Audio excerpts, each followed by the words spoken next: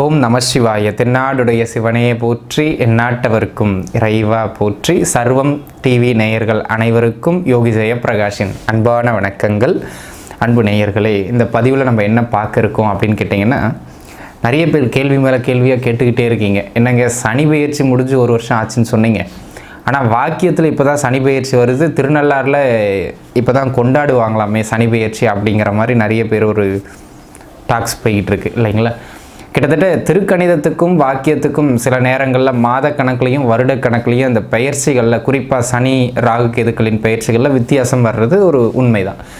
நீங்கள் எந்த பஞ்சாங்கத்தை பின்பற்றீங்களோ அதை பின்பற்றி நீங்கள் எடுத்துக்கிடுங்க. நம்ம திருக்கணிதத்தை பின்பற்றுறதுனால நம்ம திருக்கணிதத்தை பின்பற்றி தான் பலன் சொல்கிறோம். சனி கிட்டத்தட்ட மீனத்திற்குள்ளாக பிரவேசம் செய்து 13 மாதங்கள் ஆகுதுங்க. 2025 ஆரம்பத்திலேயே அவர் வந்துட்டு, அப்படி 2027 ஜூன் மாதம் அவர் மேஷத்துக்கும் பயிற்சியாகவும் இருக்கிறார். இன்னும் கிட்டத்தட்ட ஒரு 1.5 ஆண்டு காலம் மீனத்தில் அவர் நிலைகொள்ள இருக்கிறார். சரிங்களா.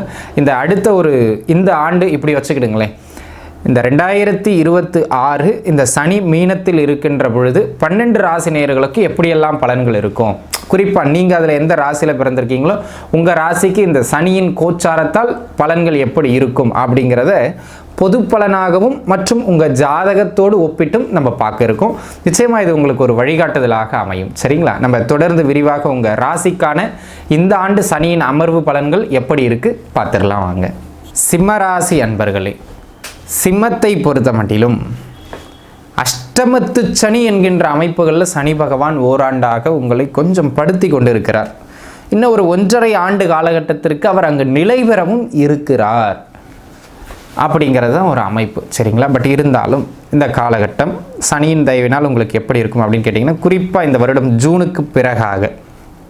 மாதத்துக்கு பிறகாக தன லாபாதிபதியான புதனுடைய சாரத்தில் அவர் போவார். அதுவும் அவருடைய நட்பு கிரகத்தின் சாரம்.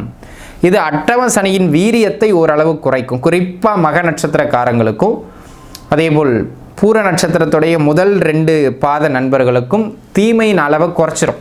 கவலைப்பட வேண்டாம். சரிங்களா. அதே போல் அன்பு நண்பர்களே, இந்த காலகட்டத்தை பொறுத்த மட்டிலும் சிம்மம் அப்படின்னாலே கம்பீரம், சிம்மம் அப்படின்னாலே ஸ்ட்ரைட் ஃபார்வர்டு, சிம்மம் அப்படின்னாலே எதையும் பார்த்துக்கலாம் அப்படிங்கிற ஒரு துணிவு. இப்பேற்பட்ட சிம்ம ராசிக்காரர்களுக்கு இந்த ஆண்டு இந்த சனியினுடைய அமைப்பினால் நல்ல பலன்கள் என்று கேட்டீங்க அப்படின்னு சொன்னால், அன்பு நண்பர்களே, குறிப்பாக இது மே மாதத்துக்கு பிறகுலேருந்து இன்னும் நல்லாயிருக்கும். வெளியிட அமைப்புகள் கைகூடி வரும். வெளியூர், வெளிமாநிலம், வெளிநாடு போன்ற எந்த முயற்சியை நீங்கள் எடுத்துக்கொண்டு இருக்கின்றீர்களோ அந்த வெளியிட முயற்சிகள் உங்களுக்கு செவ்வனே அமையும். அதில் எந்த மாற்று கருத்தும் கிடையாது. செவ்வனே அந்த வெளியிட அமைப்புகள் அமையக்கூடியது மாதிரியான ஒரு காலம். அதனை அடுத்ததாக இந்த காலகட்டத்தை பொறுத்த மட்டிலும் ஏற்கனவே வெளியிடங்களில் இருக்கிறவங்களுக்கு வேலை வாய்ப்புகள் கிட்டும். நான் சூப்பரான வேலை கிடைக்கும், பெரிய ஆளாக வருவீங்க அப்படின்னு சொல்ல முடியாது. ஆனால் வேலை கிடைக்கும். கிடைக்கிற வேலையை எடுத்து மூவ் ஆன் பண்ணிடணும். நல்ல வேலைன்னு எதிர்பார்த்தீங்கன்னா வாய்ப்பு இல்லை. ஒருவேளை உங்கள் தசாபுக்தி நல்லா இருக்குன்னா மகிழ்ச்சி, கிடைக்கலாம்.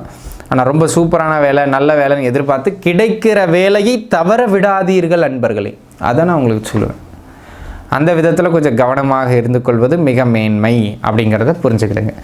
அதனை அடுத்த அமைப்பாக அன்பு நண்பர்களே, ஒரு சிலருக்கு பார்த்திங்கன்னா உடம்புல ஏதாவது தொந்தரவு இருக்கும், ஆப்ரேஷன் பண்ணணும்னு டாக்டர் சொல்லியிருப்பார். இப்போ பண்ணிக்கலாம், அப்போ பண்ணிக்கலாம், தள்ளி போட்டே வந்திருப்பீங்க. அந்த மாதிரியான உயர் மருத்துவ சிகிச்சைகளை எடுத்துக்கொள்வதற்கு இந்த காலம் மேன்மை.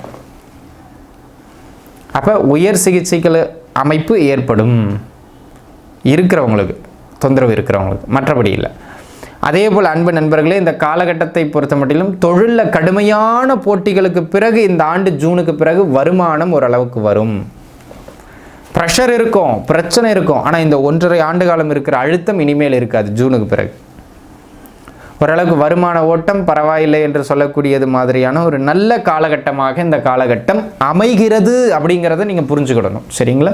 அந்த விதத்தில் இது ஒரு சிறப்பு மிகுந்த அமைப்பு. இதனை அடுத்ததாக அன்பு நண்பர்களே, இந்த காலகட்டம் திருமண முயற்சிகள் சில தடைகள் தாமதங்களுக்கு பிறகு நடைபெறும். ஜூன் மாதத்திற்கு பிறகு குருவின் பார்வையை பெற்ற சனி, தன லாபாதிபதியின் சாரத்தில் பயணிக்கப் போகின்ற சனியின் தயவால் குடும்பம் அமைவதற்கான அமைப்பு உண்டு. கடுமையான கடன் தொந்தரவுகளில் சிக்கி தவித்து கொண்டிருக்கின்ற சிம்மராசி அன்பர்களுக்கு கூட ஜூனுக்கு பிறகு நீங்கள் கடனை அடைக்கிறீங்களோ இல்லையோ கடன் ஏறாமலாச்சும் இருக்கும். லாபாதிபதி சாரத்தில் போகிறதுனாலையும் குருவின் பார்வையில் போகிறதுனாலையும். அப்போ அன்பு நண்பர்களே, இந்த காலகட்டம் ஒரு ஏற்றம்னு சொல்ல முடியாது, ஒரு இரக்கம்னு சொல்ல முடியாது, ஒரு நடுநிலைத்தன்மையை வகிக்கின்ற அற்புதமான காலகட்டம். அட்டமச்சனியே போனாலும் ஜூன் மாதத்துக்கு பிறகுலேருந்து வீரியம் குறையும் அப்படிங்கிறது நீங்கள் புரிஞ்சுக்கணும். புத்திர பாக்கியம் இல்லாமல் தவித்து கொண்டிருந்தவர்களுக்கு ஒரு சிலருக்கு குழந்தை பாக்கியம் உறுதி செய்யப்படுவதற்கான வாய்ப்பு இந்த ஆண்டில் உண்டு, சனியின் தயவினால்.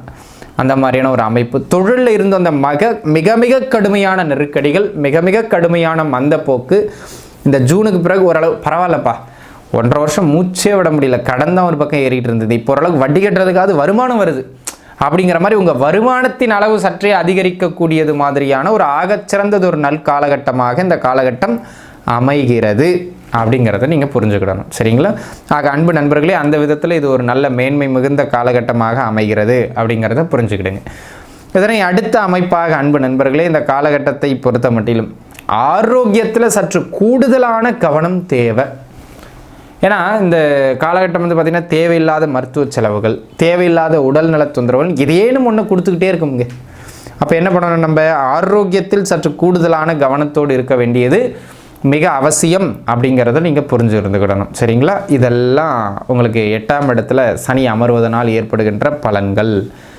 சரி, இப்போ உங்கள் சுய ஜாதக தசாபுக்திகள்லாம் நல்லா இருக்குது அப்படின்னு சொன்னால் இந்த பலன்களுடைய தீமைகள் கண்டிப்பாக குறையும். அதில் எந்த மாற்று கருத்துமே கிடையாது. தசாபுக்தி சரியில்லைன்னா ட்ரௌசரை கழட்டும், அதுலேயும் மாற்று கருத்து கிடையாது. சரிங்களா? சரி, நம்ம அந்த தசாபுக்திகள் பார்க்குறதுங்கிறது அது அவங்க சுயஜாதத்தை தான் பார்க்க முடியும். இப்போ நீங்கள் எப்படிங்க இது ஓரளவுக்கு சுப சனியாக அமையுமா இல்லை தீமையை செய்கிற சனியாக அமையுமா அப்படின்னு கண்டுபிடிக்கிறது அப்படின்னு கேட்டிங்கன்னா, உங்கள் ஜாதகத்தை கையில் எடுத்துக்கிடுங்க. நீங்கள் என்ன லக்னத்தில் வேணாலும் பிறந்திருக்கலாம் சிம்மராசிக்காரங்க. மீனம் அப்படிங்கிற வீட்டுக்குள்ளே, அதாவது இப்போ சனி இருக்கிற அந்த வீட்டுக்குள்ளே உங்களுக்கு சூரியனோ செவ்வாயோ ராகுவோ கேதுவோ அமைகிறார்கள் என்றால், இப்போ சொன்ன பாருங்க, ஆரோக்கிய தொந்தரவு, தொழில் நெருக்கடி, கடன் சுமை, மன வாழ்க்கை பிரச்சனை, இது எல்லாம் அப்படியே வருஷ கட்டி நடக்கும், கெடுபலனாக நடக்கும். நீங்கள் உங்களால் கண்ட்ரோலே பண்ண முடியாது, அந்த மாதிரி நடக்கும். அதுலேயும் ஆரோக்கியத்தில் தொந்தரவுகள் வந்துக்கிட்டும் போய்கிட்டும் இருக்கும். ஆனால் அதே அமைப்புகளில் அதே மீன வீட்டுக்குள்ளே சுக்கிரனோ குருவோ புதனோ இப்படி அமைகிறார்கள் என்றால் இந்த காலகட்டம், நான் நன்மை சொன்ன பாருங்கள், வெளியூரில் வேலை கிடைக்கும், திருமண முயற்சிகள் கைகூடி வரும், பயணங்கள் செய்வீங்க, இதெல்லாம் சிறப்பாக அமையும், வருமான ஓட்டம் அதிகரிக்கும், இதெல்லாம் சிறப்பாக அமைஞ்சிடும். ஏன்னா அவர் சுப சனியாக மாறுகிறார். வாழ்வின் ஆதாரங்கள் கிடைக்கிறதுக்கான ஒரு அமைப்புகளுக்குள்ள நீங்கள் தள்ளப்படுவீர்கள், அட்டமச்சனியே நடந்தாலும் கூட. அப்போ அன்பர்கள் புரிஞ்சுக்கிட வேண்டியது என்னென்னா, அஷ்டம சனி சுப அஷ்டம சனியா பாவ அஷ்டம சனியா அப்படிங்கிறது தான்.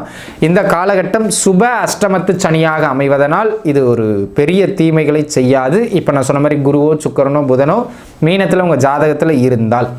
அப்போ அன்பு நண்பர்களே, உங்களுக்கு சிம்மராசிக்காரர்களை பொறுத்த மட்டிலும் இந்த சனி ஒரு சிறப்பான இடத்தில் அமரவில்லை அப்படிங்கிறது உண்மைதான்.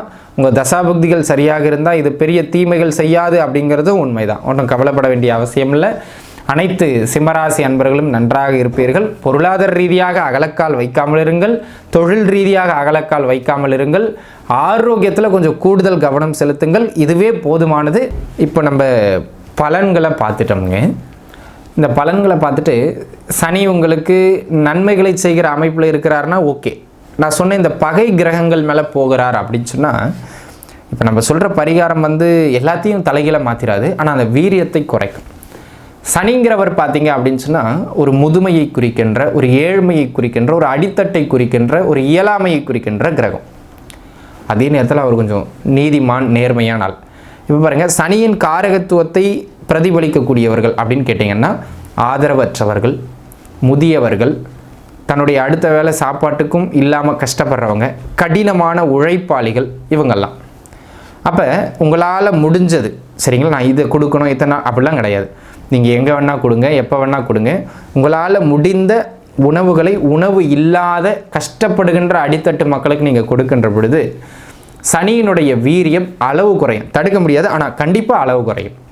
அதில் மாற்று கருத்தே கிடையாது. ஸோ அன்னதானம் தலை சிறந்த பரிகாரமாக அமையும். அதனை கையில் எடுக்கிறது மிக மிக மேன்மை. இதை பரிகாரம் சொல்லி பண்ணாமல் இவங்களுக்கு உதவணும் அப்படிங்கிற ஒரு மனநிலையோடு நீங்கள் பண்ணுறது மிக மிக சிறப்பாக அமையும் நண்பர்களே. இது உங்களுடைய தீமைகளை கண்டிப்பாக குறைக்கும். சரிங்களா? பார்த்து கொள்ளுங்கள். அனைவரும் நன்றாக இருப்பீர்கள். வாழ்க வளமுடன். நன்றி.